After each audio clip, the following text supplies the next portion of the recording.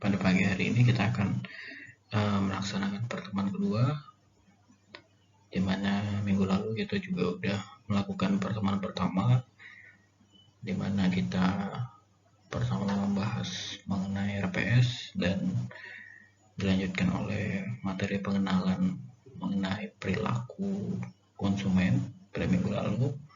Dan tidak lupa juga bahwa saya sudah memberikan tugas pertama kepada teman-teman. Mungkin sebelum membahas materi pertemuan kedua, mungkin ada beberapa hal yang mungkin harus saya sampaikan kepada teman-teman. Jadi untuk pertemuan kedua akan kita lalui melalui media online atau melalui media pembelajaran video yang akan saya upload seperti yang teman-teman bisa lihat pada saat ini. Jadi saya harap teman-teman walaupun kita kuliah dengan metode seperti ini, metode online, saya harap teman-teman serius untuk mengikutinya dan melaksanakan setiap tugas yang saya berikan kepada teman-teman, mengerjakan dengan serius pula, tetap semangat, jaga kesehatan, dan saya rasa teman-teman mahasiswa sudah cukup dewasa untuk dapat memanage dirinya masing-masing, seperti itu. Ya, ada beberapa catatan yang saya tuliskan. Saya akan bacakan saja mengenai review saya terhadap tugas-tugas teman-teman. Jadi bagi teman-teman yang sudah mengumpulkan dan sudah berusaha membuatnya, terima kasih. Saya sangat apresiasi sekali kerja teman-teman. Dan bagi yang belum menyelesaikan atau belum mengumpulkan, saya beri waktu maksimal hari ini, yaitu Rabu pukul 12 malam sudah harus dikumpulkan kepada saya. Dan apabila Anda terdapat hambatan dalam mengerjakan, mohon diinfokan ke saya apa hambatannya supaya saya bisa mencarikan solusi bagi teman-teman seperti apa. Yang pertama adalah catatan saya yang paling mendasar dari tugas yang teman-teman kirim adalah kesepakatan mengenai penamaan file yang kita sepakati bersama pada pertemuan pertama. Jadi saya harap teman-teman mengikuti arahan yang sudah saya tentukan dan sudah kita sepakati mengenai penamaan. Hal ini juga membantu teman-teman untuk bisa lebih rapi dalam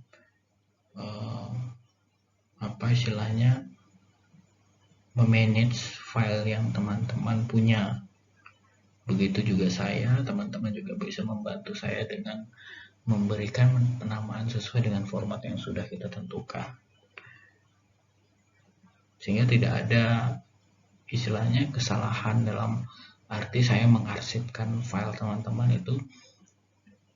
Kita minimalisirkan kesalahan saya seperti itu, karena ketakutan saya adalah karena saya mungkin semester ini tidak hanya mengajar perilaku konsumen, jadi takutnya nanti tugasnya menumpuk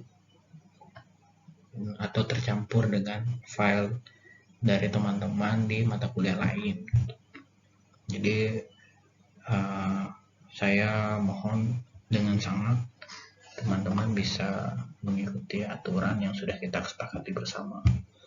Nah, kemudian format file tadi sudah kita jelaskan mengenai penamaan Dan yang kedua itu catatan saya mengenai format file. Nah, kita sudah sepakati bahwa format filenya adalah PDF. Seperti itu. Karena ketakutan saya adalah apabila teman-teman mengirim ke dalam format Word, nanti seringkali itu versi Word kita berbeda. Atau pada saat saya mendownload file teman-teman yang teman-teman kirim, itu seringkali formatnya berbeda gitu. Jadi ada kemungkinan hasilnya berantakan. Padahal teman-teman udah bikin rapi, tiba-tiba saya buka hasilnya berantakan. Itu kan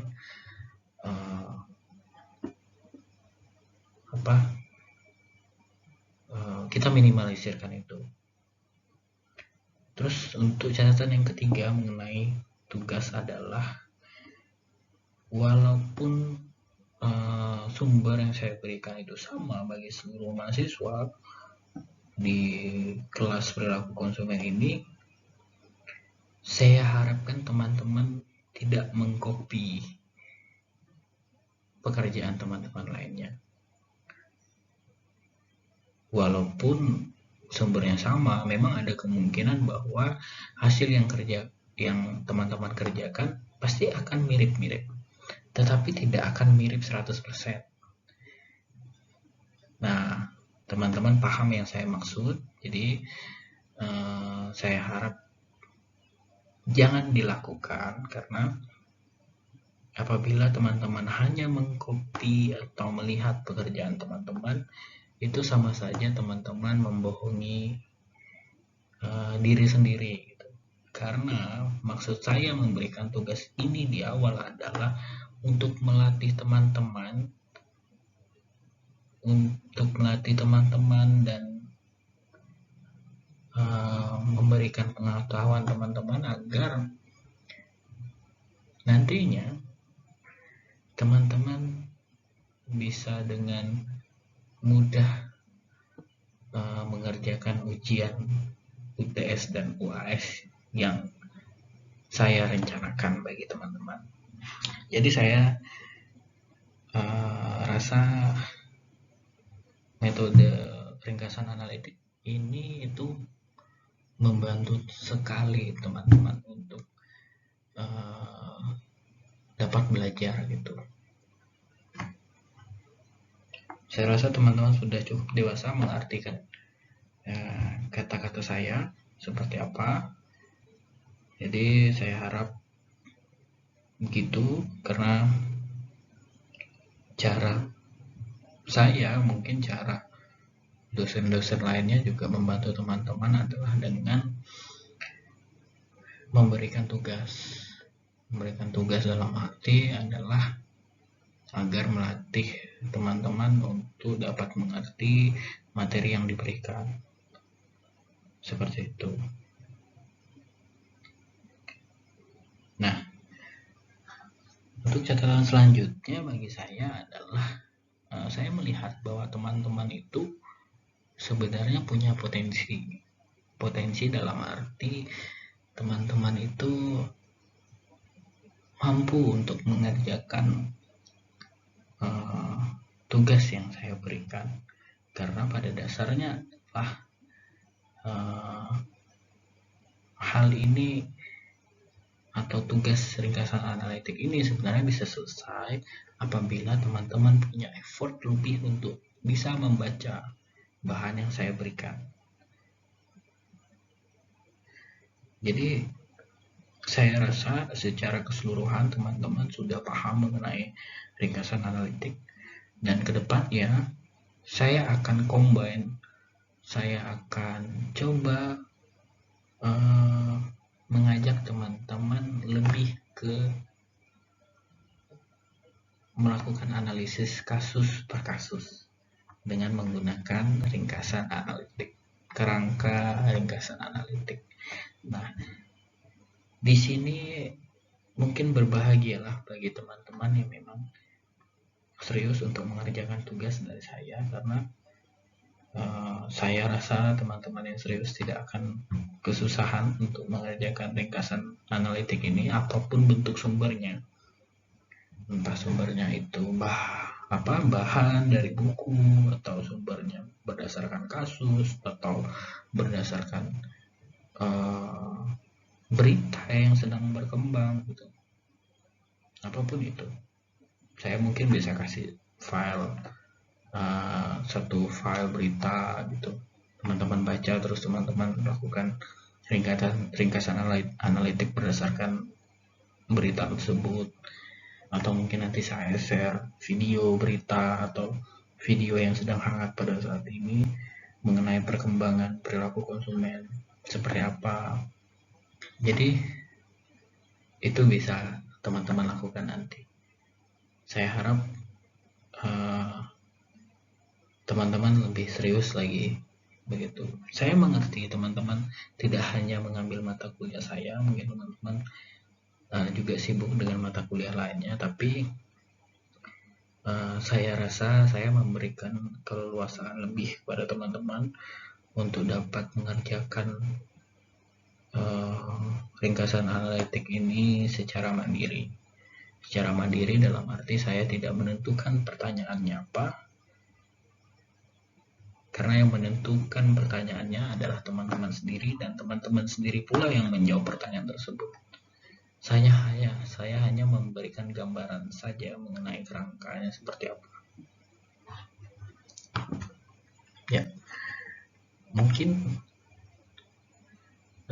itu gambaran dari saya.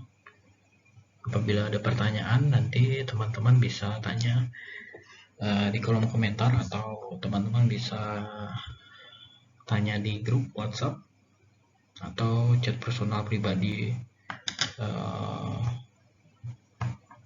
kepada saya gitu. Jadi saya nggak mau terlalu kaku ya. Jadi teman-teman bisa pilih mana yang menurut teman-teman paling enak untuk dilakukan gitu. Tapi sekali lagi, kalau misalnya personal kepada saya harap teman-teman bisa menyesuaikan waktu saya ya, menyesuaikan waktu kerja dan waktu istirahat. Jadi teman-teman juga harus lihat waktunya seperti apa. Oke, kita akan masuk ke materi yang kedua, yaitu mengenai keputusan pembelian konsumen. Nah, sebelumnya kita sudah belajar mengenai perilaku konsumen. Kita sudah tahu apa itu perilaku konsumen, seperti apa strateginya, dan jenisnya apa saja. Jenis-jenis perilaku konsumen itu seperti apa saja yang ada di lingkungan kita. Mungkin teman-teman bisa ingat contohnya, itu seperti yang jenis perilaku konsumen seperti kita kalau membeli durian, kalau terutama mungkin rekan-rekan yang dari Bengkayang atau dimanapun itu di Kalimantan Barat, kita beli durian kadang-kadang ya perilaku konsumennya adalah melihat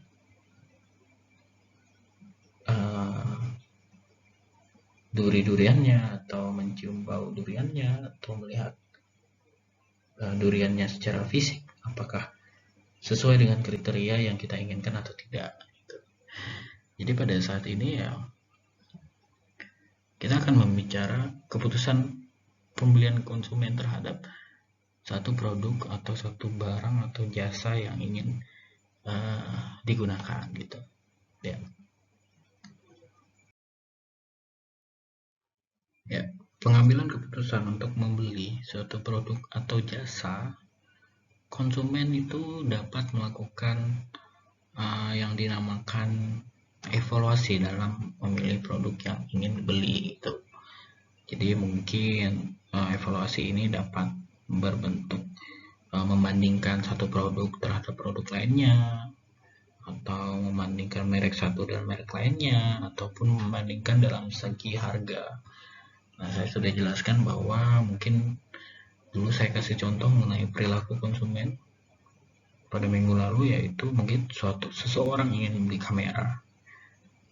Saya ingin beli kamera, tapi saya hanya punya kemampuan beli dengan dana sekian. Nah, kira-kira dengan dana sekian produk apa saja yang masuk dalam kriteria tersebut dan mana yang paling bagus dan istilahnya paling diunggulkan dari produk-produk lainnya. Nah, hal ini yang sering dinamakan dengan evaluasi sebelum memilih atau membeli satu produk yang ingin digunakan atau dimiliki. Nah, pengambilan keputusan ini dapat dianggap sebagai suatu hasil atau keluaran dari proses mental atau kognitif yang membawa pada pemilihan suatu jalur tindakan di antara beberapa alternatif yang tersedia. Nah, ini yang saya bilang tadi bahwa konsumen itu juga sangat jeli dalam memilih produk yang ingin dibelinya gitu. Dari setiap proses pengambilan keputusan tersebut, dari beberapa hasil evaluasi itu, maka keluarannya itu atau output dari pengambilan keputusan tersebut adalah aksi atau tindakan yang dilakukan oleh konsumen untuk membeli produk tersebut atau menggunakan produk tersebut. Sehingga dapat digambarkan bahwa pengambilan keputusan untuk membeli suatu produk itu adalah sebuah proses yang terdiri dari beberapa tahapan, yaitu pengenalan kebutuhan, pencarian informasi, evaluasi alternatif sebelum pembelian, dan kemudian melakukan aksi dengan pembelian konsumsi, dan juga setelah melakukan pembelian tentunya si pengguna atau konsumen akan melakukan evaluasi. Secara tidak langsung dia akan mengetahui apa kelebihan dan kelemahan dari produk yang sudah dibelinya gitu.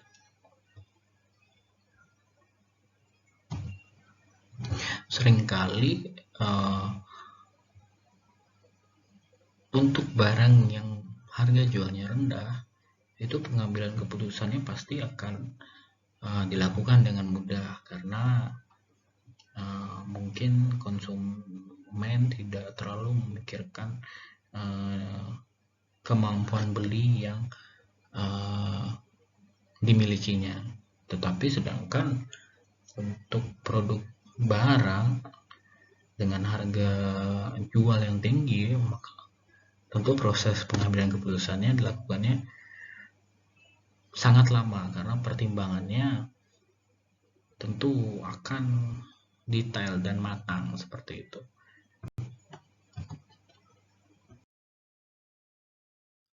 Nah, dalam pengambilan keputusan untuk membeli satu produk itu konsumen seringkali melibatkan dua atau lebih pihak untuk pengambilan keputusannya, apakah mau membeli ataukah tidak, terutama untuk barang-barang yang mungkin harganya sangat tinggi atau nilainya sangat tinggi. Jadi seperti kita pengen beli laptop. Nah, laptop kita tahu harganya tinggi ya, harganya mahal. Laptop juga mungkin ada yang murah pada saat ini, tetapi secara saya rasa laptop adalah barang yang mahal. Nah, selain sisi laptop adalah barang yang lumayan mahal untuk dibeli, laptop juga memiliki kemampuan atau kelebihan dan kelemahannya masing-masing, sehingga kita juga perlu informasi lebih dari pengguna yang sudah membeli laptop tersebut. Jadi kita akan tanya apa sih kekurangan, apa sih kelebihan dari produk itu. Nah, kira-kira mereknya apa aja gitu, merek ini kelebihan ini, merek ini kelebihan ini, dan kelemahannya ini gitu. Sehingga konsumen akan mendapatkan produk terbaik dengan harga yang terbaik sesuai dengan kebutuhan yang dilakukan sehari-hari. Jadi sesuai dengan kerja dari konsumen itu sendiri.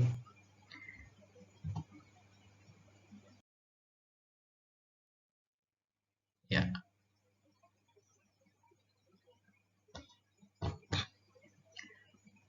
Jadi kita tahu tadi apa keputusan membeli itu adalah satu kegiatan yang dilakukan oleh individu di mana sebelumnya sudah melakukan evaluasi dan memberi istilahnya membuat alternatif produk yang ingin dibeli atau ingin dimiliki seperti itu. Dengan pandangan seperti itu, seorang konsumen itu tentu memiliki tahap dalam pengambilan keputusannya.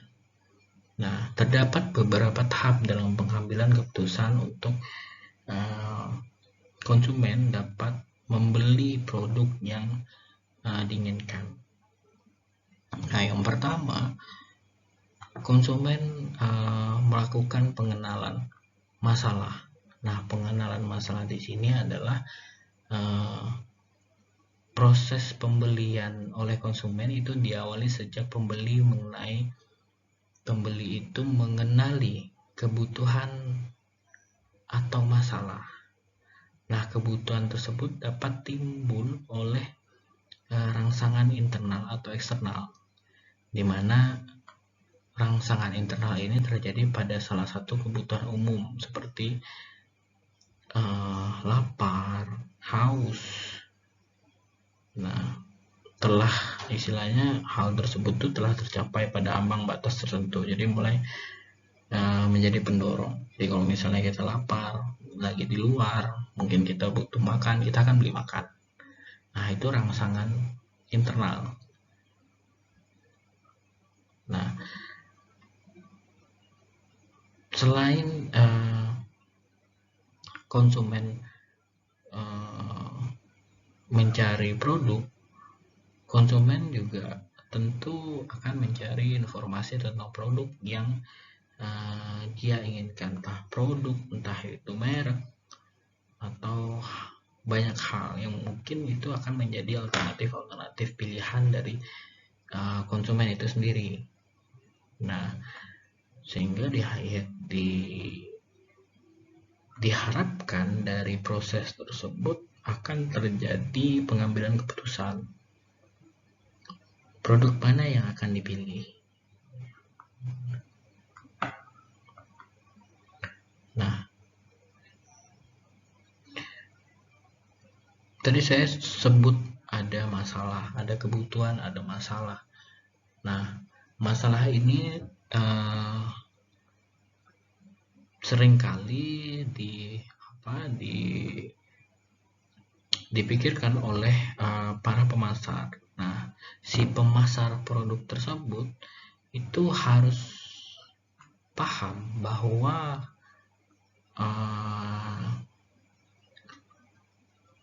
kebutuhan apa yang sebenarnya dibutuhkan pada saat ini, dan kira-kira masalah apa yang timbul apabila mereka tetap memaksakan untuk memasarkan produk yang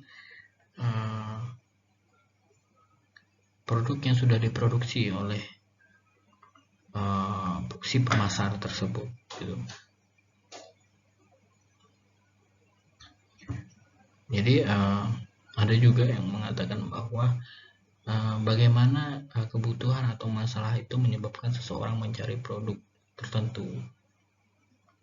Tentunya konsumen itu akan berusaha mencari tahu apa yang terjadi dan apa yang menjadi kebutuhannya.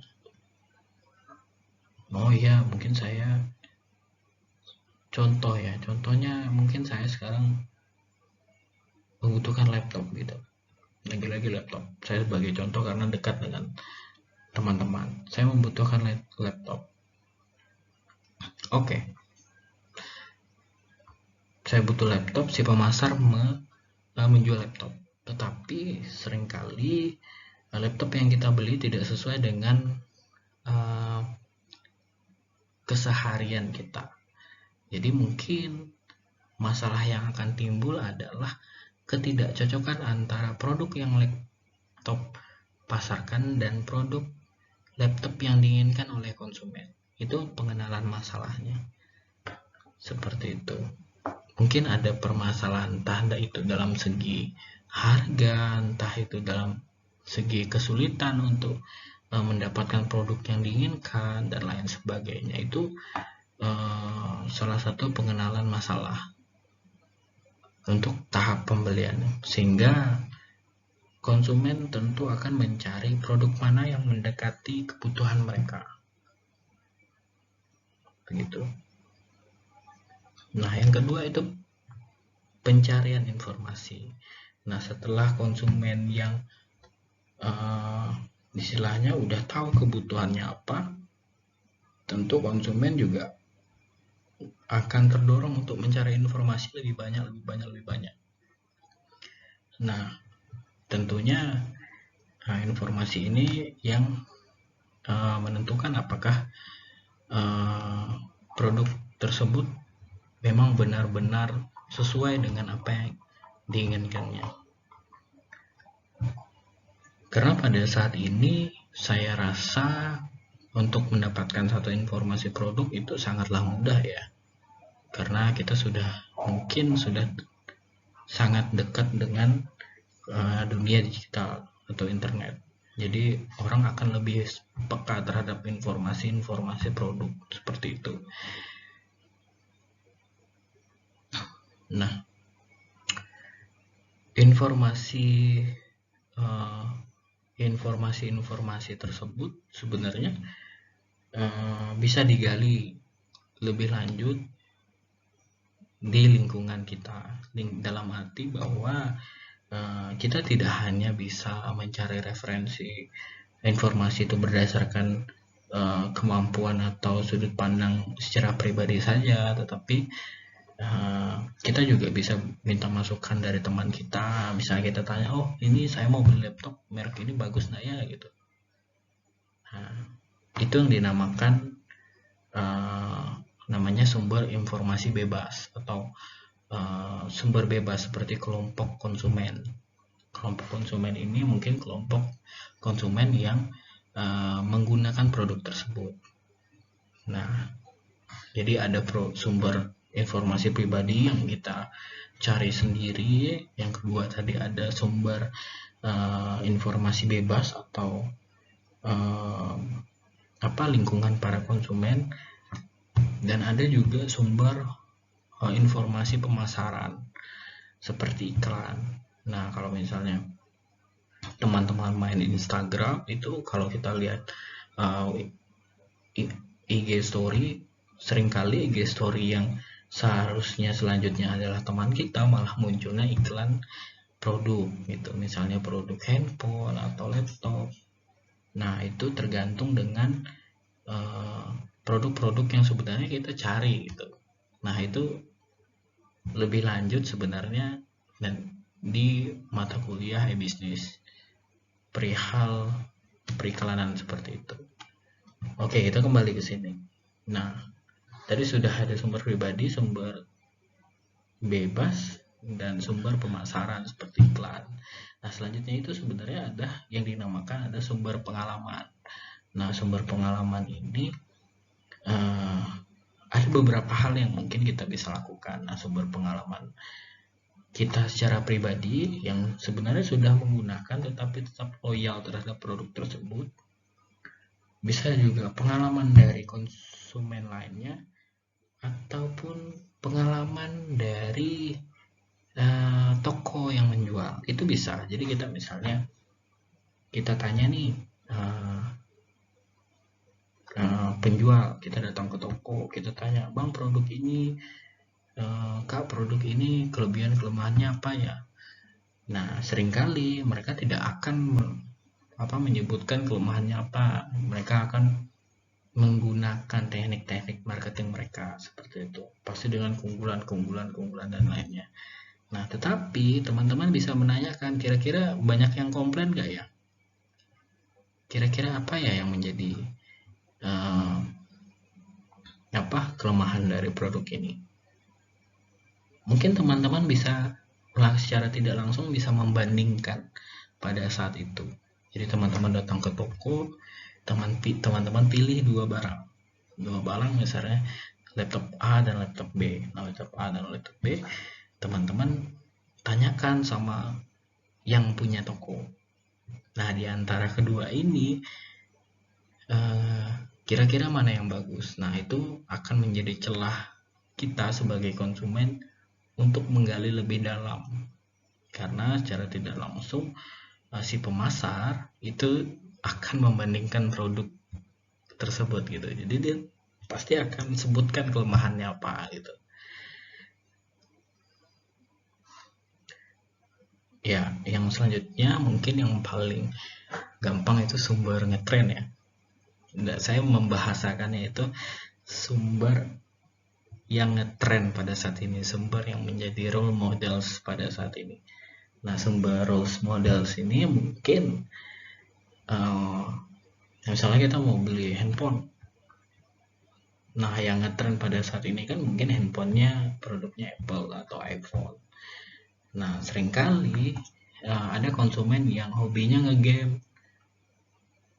Nah, bagi anak-anak yang ngegame, mungkin iPhone bukanlah produk yang ngetrend di lingkungannya, tetapi mungkin anak-anak ngegame lebih aware sama atau lebih kenal sama produk Asus atau ROG gitu.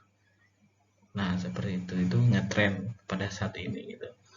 Jadi otomatis anak yang ngegame secara tidak langsung akan mempromosikan produk Asus itu sendiri, produk ROG gitu, karena mereka udah pernah menggunakan.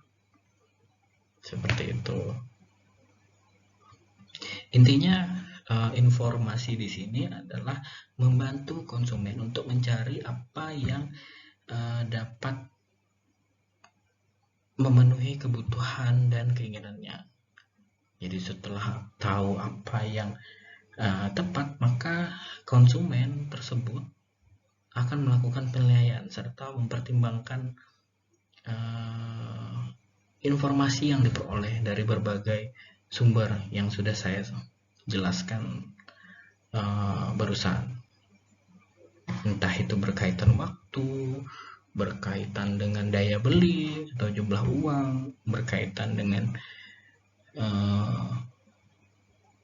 keunggulan produk-produk yang sudah ditawarkan seperti itu. Nah, pada tahap yang ketiga yaitu evaluasi alternatif. Kita sudah tadi mengenal kebutuhan dan masalahnya apa, setelah itu kita cari tahu informasi produknya dalam berbagai sumber gitu. Nah, selanjutnya adalah kita lakukan evaluasi alternatif.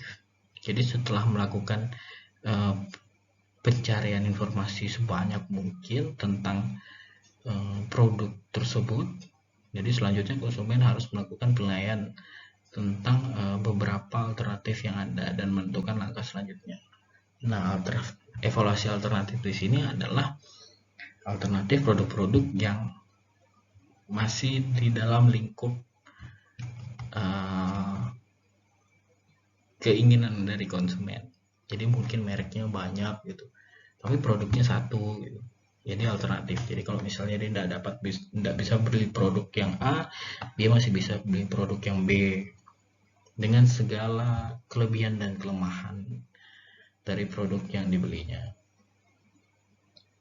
Nah, dari proses evaluasi alternatif ini sebenarnya juga mencerminkan keyakinan dan sikap yang mempengaruhi perilaku pembelian konsumen. Jadi di tahap evaluasi ini konsumen akan melihat atau memperlihatkan keyakinan mereka terhadap satu produk. Jadi kayak misalnya saya mau beli satu barang gitu, saya mau beli mouse buat laptop saya gitu. Nah, saya sudah lakukan alternatif, ada mouse mereknya, ada HP, ada mereknya Acer, ada mereknya Toshiba, ada mungkin Logitech dan lain sebagainya. Nah, padahal saya di antara mouse itu saya sudah tahu mana yang paling baik gitu. Saya sudah tahu mana yang paling baik dan saya sudah tahu mana yang paling mahal. Mungkin produk Logitech itu adalah produk yang paling mahal di antara produk-produk lainnya. Tetapi karena saya loyal dan yakin kepada produk yang dihasilkan oleh Acer misalnya, nah saya akan memilih Acer karena keyakinan itulah yang muncul pada saat evaluasi ini dilakukan. Itu diperlihatkan oleh konsumen dan setiap konsumen itu berbeda-beda. Seperti itu. Setelah melakukan evaluasi alternatif, tahapan yang keempat adalah keputusan pembelian. Nah, setelah tahap-tahap tadi dilakukan, tahap-tahap pertama, tahap kedua, tahap ketiga, nah sekarang itu saatnya bagi konsumen itu untuk menentukan pengambilan keputusan apakah jadi untuk membeli produk tersebut atau tidak, ataukah beralih ke produk lainnya, ataukah tetap dengan produk awal yang ingin dimiliki atau ingin dibeli seperti itu. Nah, dimana keputusan ini juga tentu menyangkut soal jenis, bentuk, merek mungkin, atau toko A, toko B, kualitas, harga, dan lain sebagainya seperti itu. Nah, tentunya konsumen itu pada tahap ini juga sering merasa bimbang. Jadi mereka juga pasti bimbang akan memilih produk yang mana, apalagi range harganya mirip-mirip gitu dengan produk-produk terkenal gitu. Jadi misalnya ada satu produk terkenal, ada satu produk yang mungkin pendatang baru. Nah, speknya sama, bahkan pendatang baru mungkin speknya lebih tinggi daripada produk yang sudah terkenal, tetapi harganya mirip-mirip gitu antara keduanya. Nah, itu kembali lagi konsumen. Dia mementingkan merek dari produk terkenal atau menyampingkan merek untuk mendapatkan sesuatu produk yang mungkin lebih tinggi speknya atau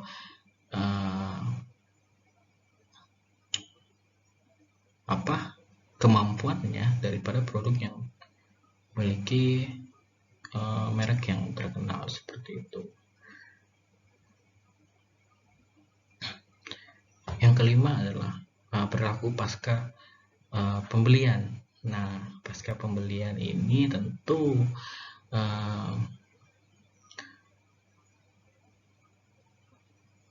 sebenarnya ini juga bisa menjadi bahan evaluasi bagi para pemasar, para pemilik toko, atau kita yang menyediakan produk gitu. Karena pada tahap ini apabila seseorang sudah memilih satu produk, konsumen akan mengalami beberapa tingkat kepuasan atau tidak. Ada yang puas, mungkin ada yang biasa saja, mungkin ada juga yang kecewa. Itu tidak menutup kemungkinan itu akan terjadi. Nah, kemungkinan ini yang terjadi adalah mungkin karena faktor harga. Nah, faktor harga dalam arti gini, sebagai contoh, kalau misalnya kita beli iPhone gitu, beli iPhone harganya tinggi, padahal kegunaannya biasa-biasa saja menurut saya gitu. Itu sebagai contoh. Mungkin ada juga yang mereka rela membeli iPhone dengan harga yang tinggi, tetapi itu mereka puas dengan kinerjanya karena sesuai dengan kebutuhannya. Seperti itu. Nah, tentu ini akan menjadi bahan evaluasi bagi konsumen dan menjadi bahan evaluasi bagi si pemasar tentunya.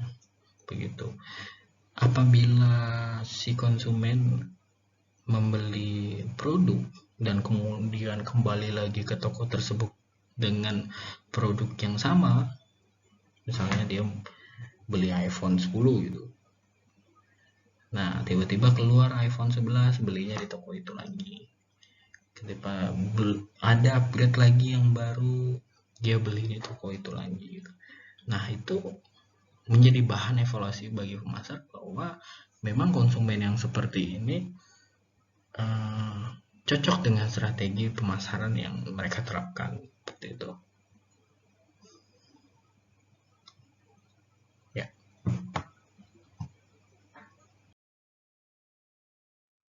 Ya. Selanjutnya adalah kategori nilai pembelian konsumen. Kategori nilai pembelian konsumen ini muncul setelah evaluasi terhadap satu produk itu dilakukan. Nah, evaluasi di sini juga yang sudah saya jelaskan menyangkut harga, sehingga mungkin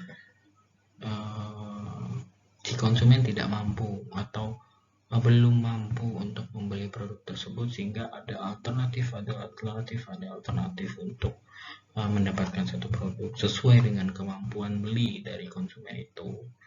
Nah, kategori nilai pembelian konsumen pada tahap itu yaitu pertama itu menaik merek dari suatu produk tersebut.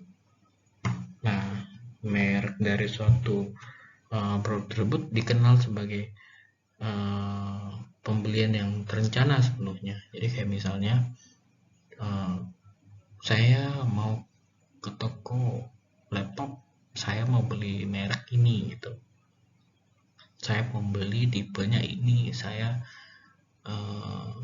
perlu laptop yang spesifikasinya ini. Nah itu tuh kategori nilai pembelian konsumen yang terencana sepenuhnya berdasarkan merek yang diinginkan, seperti itu. Jadi hal ini juga menghasilkan satu istilahnya pemecahan masalah terhadap kebutuhan yang diinginkan oleh konsumen. Jadi misalnya produk tersebut memiliki spesifikasi yang tidak sesuai. Nah tentu itu menjadi masalah karena produk yang diinginkan konsumen malah spesifikasinya A gitu. Nah rupanya yang tersedia itu B. Nah hal itu yang menjadi permasalahan. Nah sumber masalah. Nah tentu itu yang saya jelaskan tadi, akan ada alternatif dan alternatif lainnya sampai keinginan dan janji nilai yang diberikan oleh produk itu gapnya akan semakin kecil gitu. Jadi mendekati keinginan oleh konsumen. Nah, kategori nilai pembelian konsumen yang kedua adalah kelas produk. Nah, kelas produk ini itu dapat dilihat atau dipandang sebagai suatu pembelian yang tak terencana. Jadi jika pilihan merek itu dibuat di tempat pembelian. Jadi mungkin sebagai contoh, saya mau lihat deh ke toko handphone gitu. Padahal awalnya tuh nggak kepikiran mau beli handphone, cuman mau lihat-lihat saja. Siapa tahu kedepannya saya bisa membeli handphone tersebut gitu. Nah tibanya di toko handphone malah saya sudah melihat banyak produk dan tertarik pada satu produk. Tertarik tersebut malah membuat saya membeli produk tersebut pada saat itu juga, padahal saya sudah ada rencana sekali untuk membeli produk tersebut. Nah, itu kategori nilai pembelian konsumen yang berdasarkan kelas produk. Jadi pembeliannya tidak terencana, tetapi kita secara langsung melakukan evaluasi produk tersebut saat menilai dan saat melihat produknya secara langsung.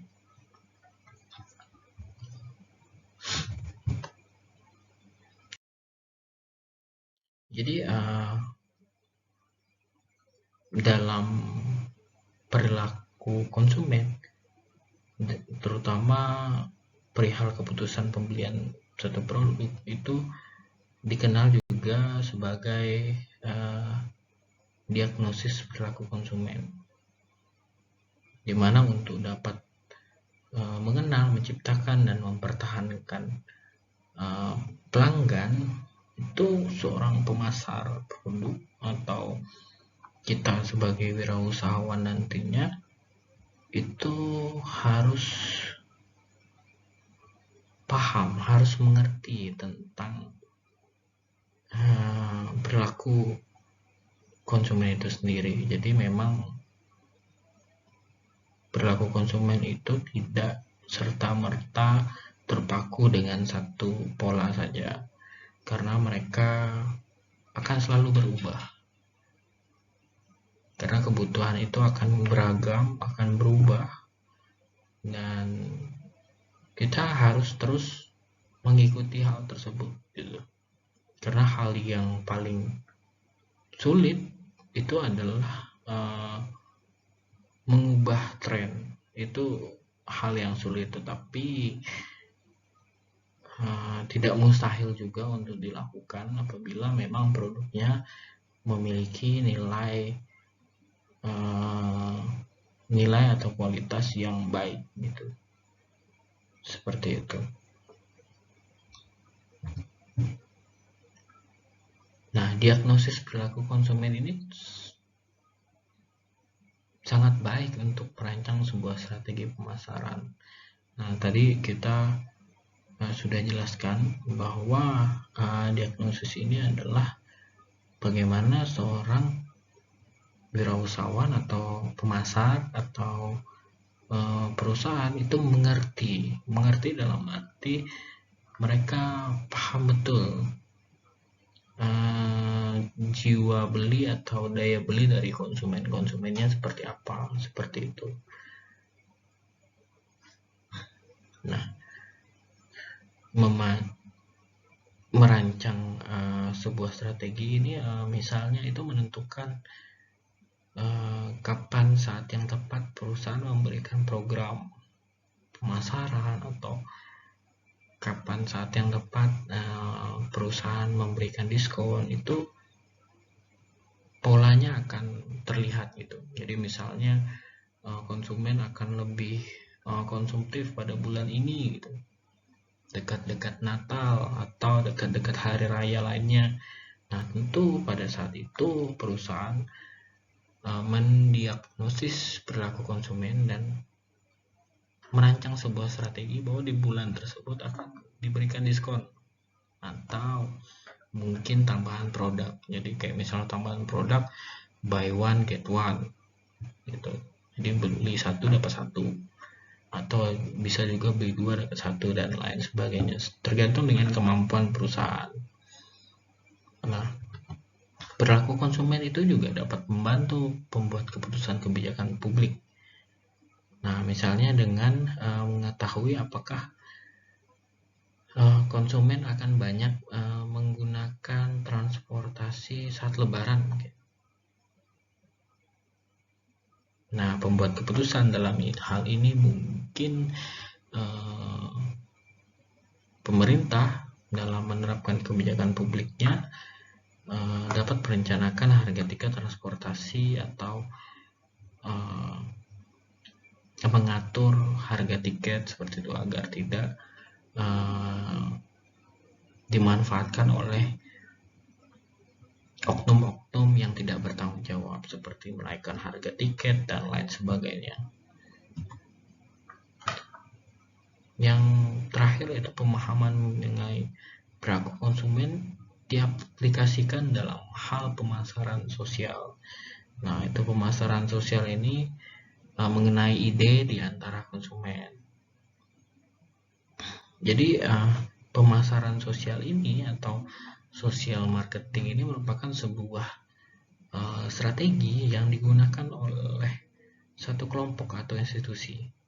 Khususnya mungkin pada saat ini itu lebih terlihat pada institusi pemerintah, dimana dengan tujuan untuk mengubah kebiasaan-kebiasaan dari kelompok sosial tertentu gitu.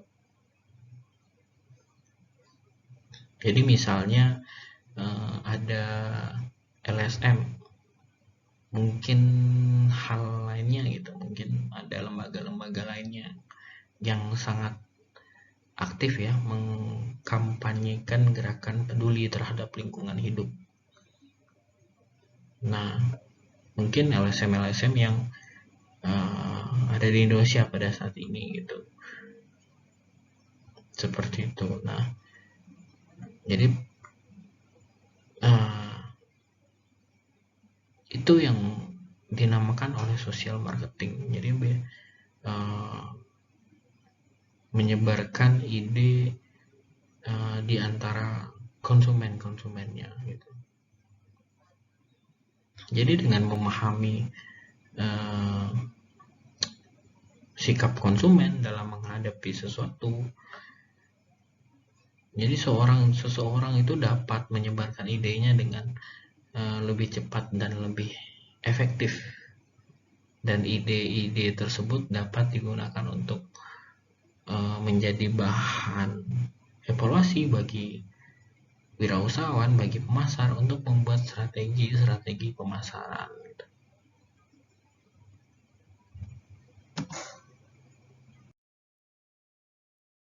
Ya, selanjutnya adalah keputusan bias atau bias keputusan. Nah, bias keputusan ini dapat diartikan sebagai satu kesalahan umum konsumen dalam membuat keputusan membeli suatu produk. Nah, yang pertama yaitu keputusan atau bias keputusan yang dilakukan berdasarkan ketersediaan produk. Jadi yang saya jelaskan sebelumnya, mungkin satu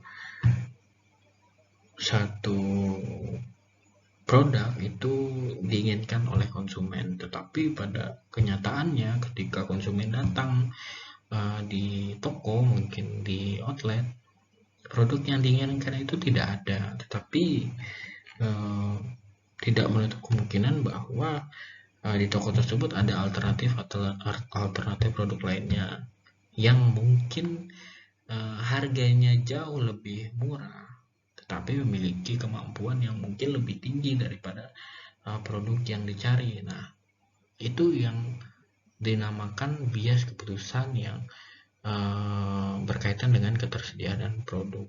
Jadi sehingga dia datang tidak membeli produk yang direncanakan di awal, malah membeli produk yang ada atau yang tersedia pada saat itu. Nah, yang bias keputusan yang kedua yaitu mengenai representatif. Nah, representatif di sini konsumen mendasarkan prediksi mereka atas prediksi atau produk yang semirip mungkin dengan produk yang diinginkannya.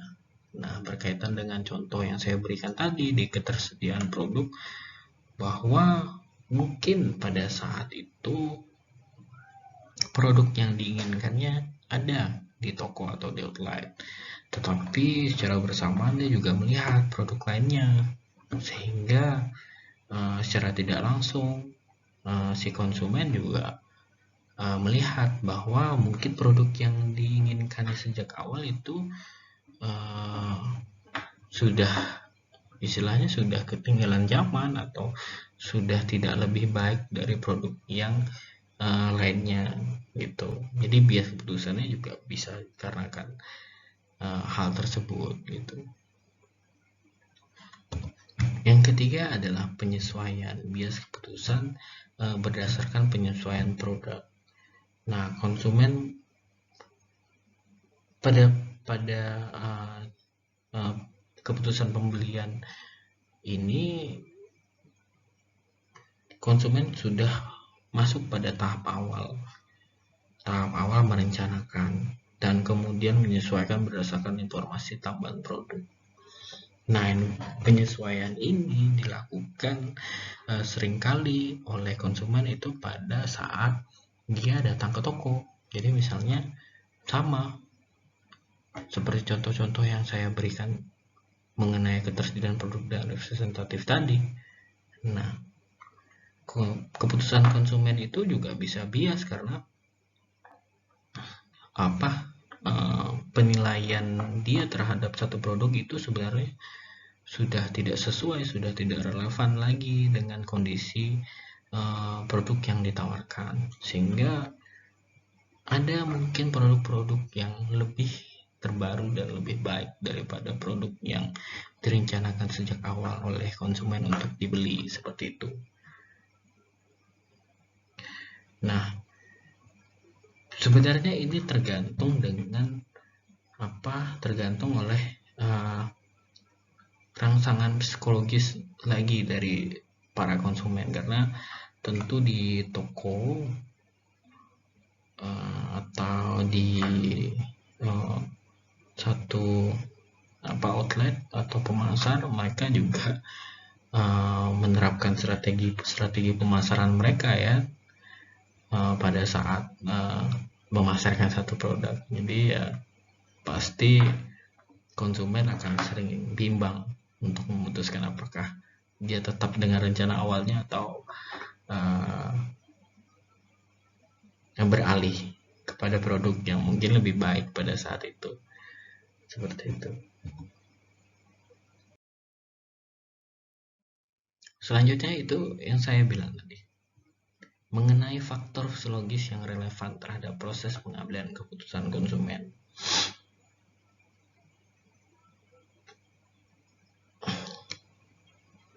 Nah, pada faktor psikologis ini tentu banyak hal yang mempengaruhi.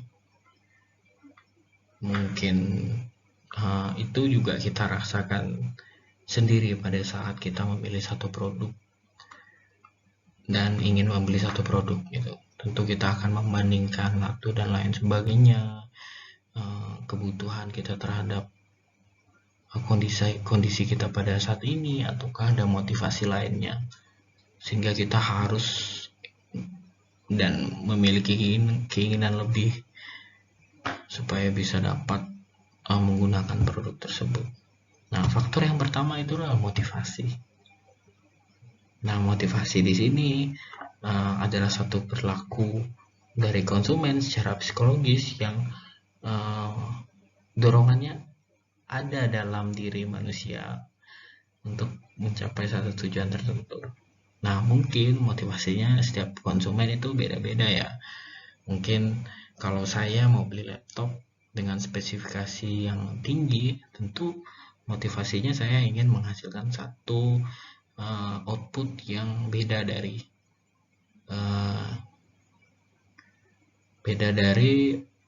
hasil-hasil kerja yang sudah saya buat sebelumnya, seperti itu. Mungkin setiap konsumen itu berbeda-beda. Yang kedua adalah persepsi. Nah, faktor psikologis mengenai persepsi ini merupakan hasil pemaknaan seseorang terhadap istilahnya stimulus ya, terhadap kejadian yang diterima atau dirasakan berdasarkan informasi atau pengalaman terhadap produk-produk yang sudah pernah digunakan orang lain gitu. Jadi kita akan terdorong untuk memiliki persepsi bahwa produk ini bagus atau cocok atau tidak cocok bagi saya, seperti itu. Itu faktor psikologis yang muncul secara tidak langsung apabila kita mendapatkan informasi atau pengalaman yang diutarakan oleh pengguna lainnya. Faktor psikologis yang ketiga yaitu pembentukan sikap.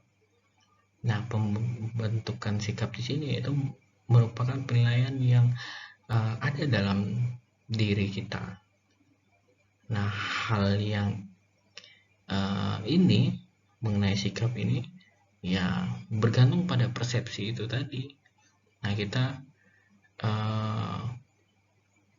dapat mempersepsikan bahwa produk yang kita inginkan itu baik atau buruk, sehingga kita dapat membentuk sikap bahwa kita suka atau tidak suka terhadap produk yang kita lihat atau kita inginkan, seperti itu. Yang keempat adalah integritas.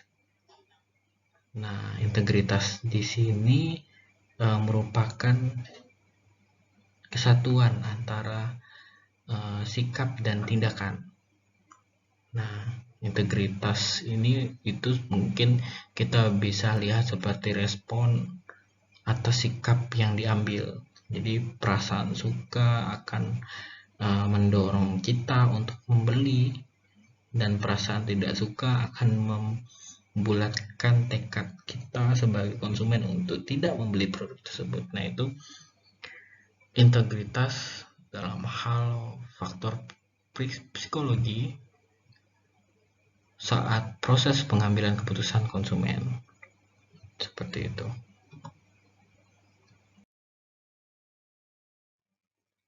Ya, selanjutnya adalah faktor pendukung lain yang mempengaruhi perilaku konsumen. Yang pertama adalah kebudayaan.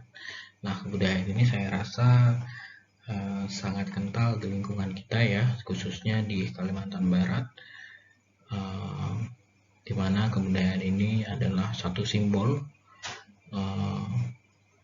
dan fakta bagi kita semua yang diciptakan oleh manusia, diturunkan dari generasi ke generasi sebagai penentu dan pengatur tingkah laku manusia dalam bermasyarakat, seperti itu.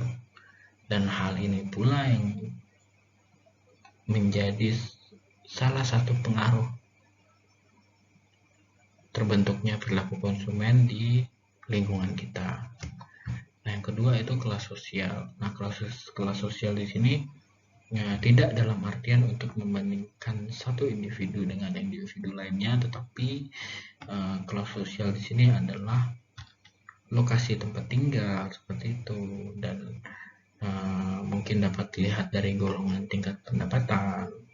Saya sudah jelaskan kemarin, mungkin teman-teman masih ingat perilaku konsumen, atau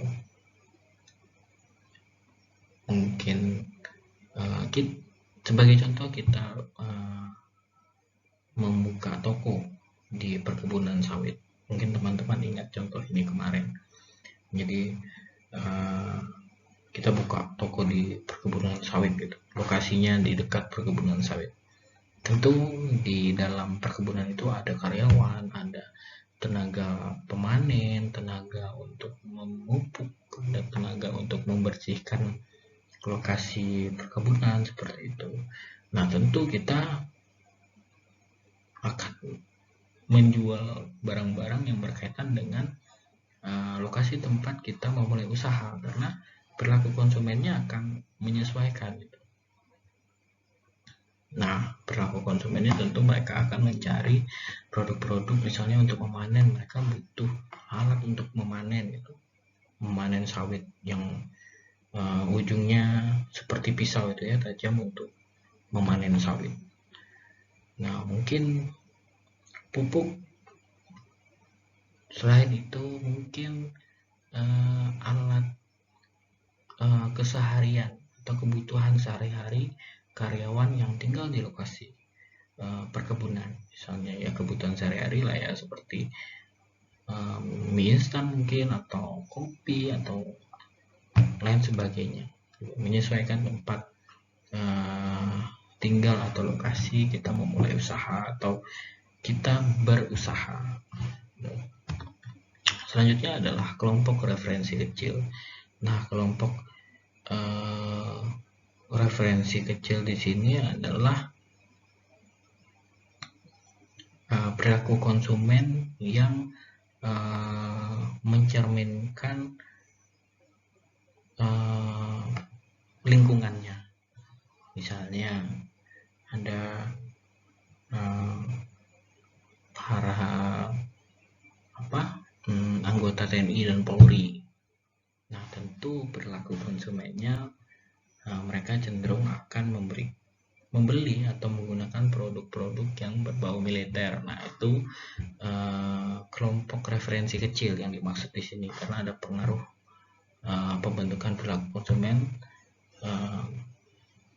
dari lingkungannya, entah itu institusi, entah itu keagamaan, entah itu kelompok pertemanan. Nah, mungkin kelompok pertemanan ini dekat, misalnya teman-teman bikin perkumpulan motor gitu.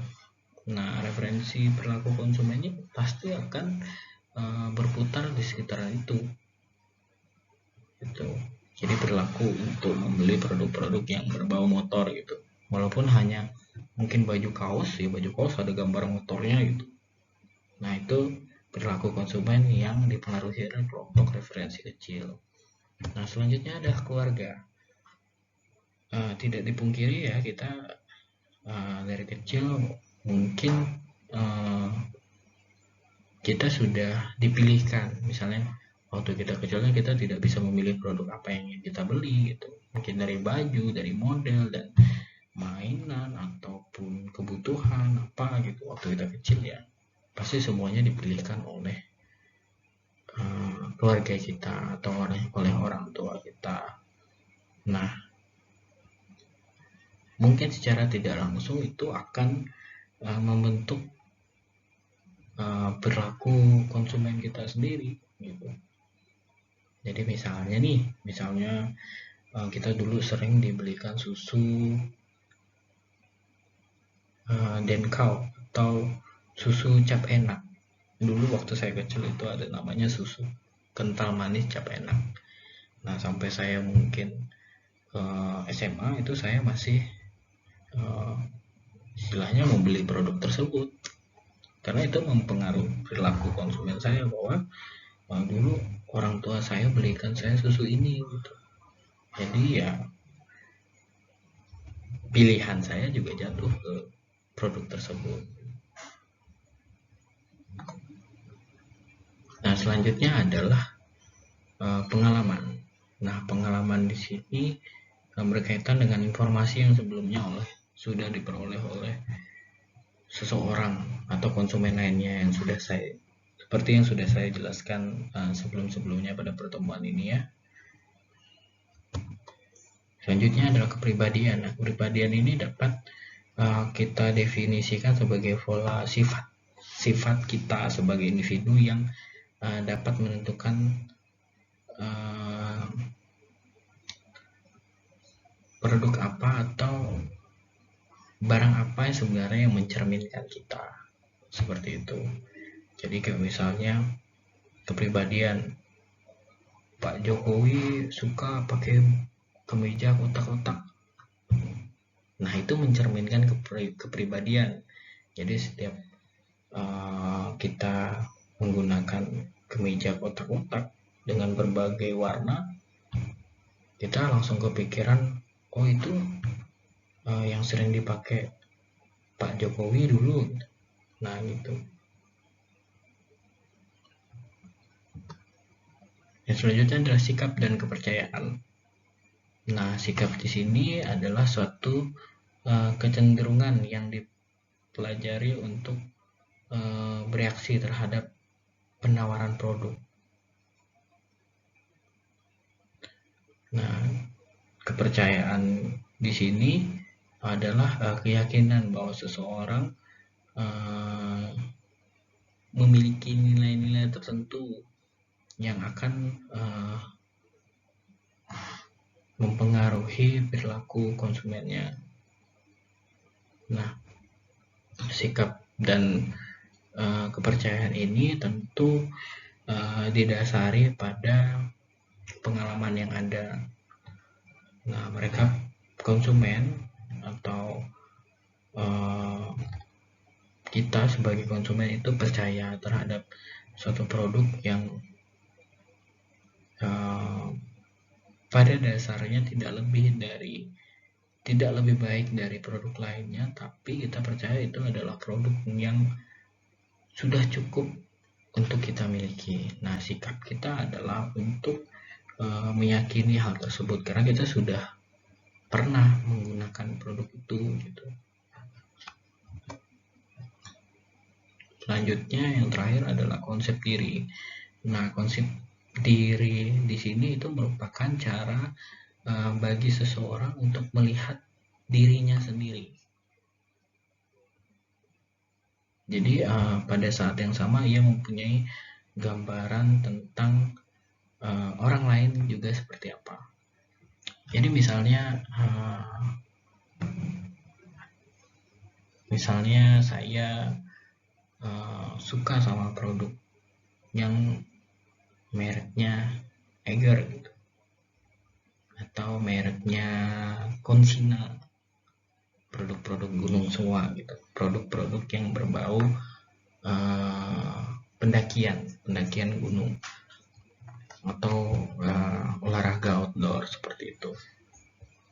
Nah, tentu saya tidak hanya berkaca pada diri saya sendiri.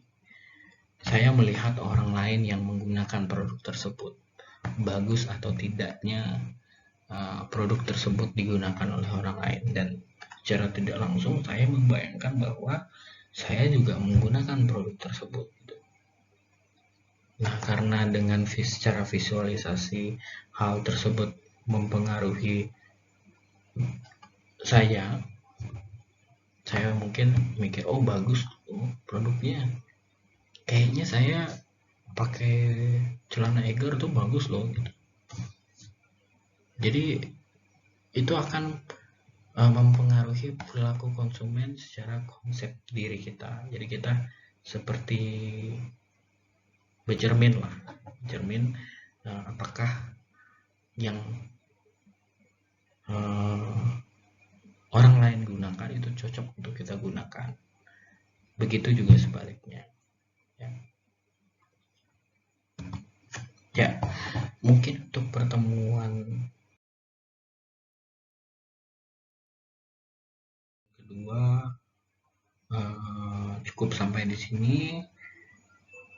Untuk materi pengambilan keputusan konsumen akan kita lanjutkan di pertemuan ketiga, karena mengenai materi ini sangat banyak, sangat panjang, dan saya mengerti kondisi teman-teman pada saat ini, sehingga saya memutuskan untuk pertemuan mengenai materi ini saya pecah menjadi pertemuan kedua dan pertemuan ketiga.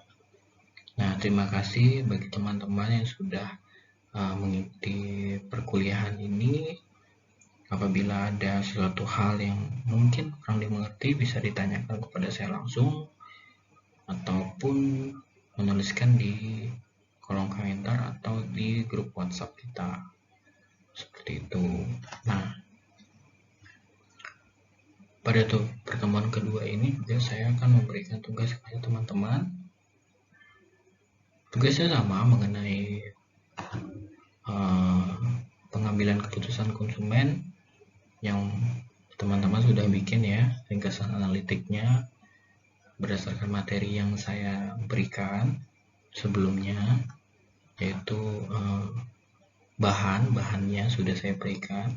Nah, pada tugas yang ini saya ingin teman-teman melakukan ringkasan analitik berdasarkan perusahaan yang ada di Indonesia.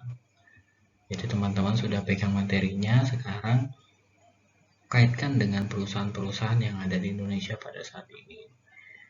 Nah, mungkin sebagai contoh, saya pernah contohkan itu Bukalapak. Nah, Bukalapak itu kalau kita tarik sistematis ringkasan analitiknya dari pertanyaan apa, mungkin apa yang menjadi strategi utama Bukalapak dalam memenuhi kebutuhan para konsumennya, seperti itu. Dan mengapa Bukalapak mengelompokkan produk-produk yang dijual berdasarkan perilaku konsumennya, seperti itu. Nah, mungkin yang bagaimana proses Bukalapak dapat berdiri dari awal hingga pada akhirnya dapat menjadi besar seperti sekarang ini gitu. Itu gambarannya. Saya berikan keleluasaan kepada teman-teman seperti apa. Seperti dengan tugas yang pertama, saya berikan keleluasaan ke teman-teman karena saya tidak ingin istilahnya membuat teman-teman kaku dengan tugas-tugas saya. Karena apabila saya tentukan misalnya pertanyaannya apa, teman-teman kan tinggal jawab ya. Itu. Ini saya berikan keleluasaan teman-teman mau ajukan pertanyaan ringkasan analitiknya apa, itu terserah teman-teman, dan kemudian aturannya teman-teman jawab sendiri. Masih sama. Untuk perusahaan teman-teman bisa pilih sendiri, tapi saya sarankan mungkin bisa perusahaan yang bergerak di bidang marketplace pada saat ini, karena lebih dekat ya sama kita. Lebih dekat dalam arti kita menggunakan istilahnya itu yang sering, kalaupun kita tidak pernah menggunakan, kita sering mendengar karena diiklankan gitu. Selanjutnya mungkin perusahaan travel mungkin, atau perusahaan jasa pengiriman seperti itu. Mungkin ada juga perusahaan surat kabar, itu ada perilaku konsumennya seperti itu. Setiap produk pasti memiliki konsumen, dan itu berdasarkan jenis perilaku konsumen yang sudah kita jelaskan seperti itu. Jadi nanti teman-teman ajukan pertanyaannya, jawab pertanyaannya, dan kemudian pada jawaban teman-teman kaitkan teori yang sudah teman-teman dapatkan, teori atau materi yang sudah teman-teman bikin dalam ringkasan analitik sebelumnya gitu. Oke, mungkin itu saja. Apabila ada yang kurang jelas, mungkin langsung tanyakan saja kepada saya agar bisa lebih jelas, dan dengan senang hati saya membantu teman-teman untuk bisa berkembang. Saya juga mempelajari pola teman-teman, dan saya harap teman-teman juga dapat belajar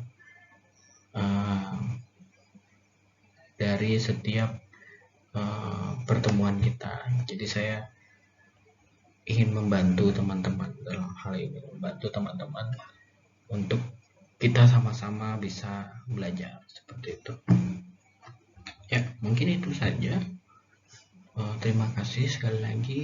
Saya harap teman-teman sehat selalu dan tetap semangat walaupun perkuliahan kita masih dilakukan dengan media online atau daring seperti itu. Ya, selamat pagi, Tuhan Yesus memberkati kita semua.